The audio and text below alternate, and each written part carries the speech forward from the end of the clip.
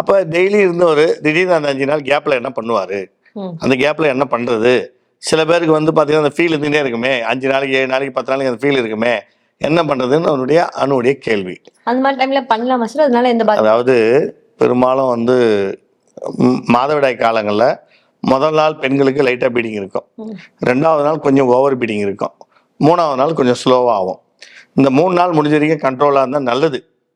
Suppose என்னால் முடியவே இல்லை, ஒரு எக்ஸாம்பிள் சொல்கிறேன்னே, நான் வெளியூர் போயிட்டேன், ஆசையாக வீட்டுக்கு வந்துட்டுருக்கேன், இன்றைக்கி மனைவிகிட்ட ஜாலியாக படுக்கணும் சந்தோஷமாக இருக்கணும்னு வந்துட்டுருக்கிறேன்.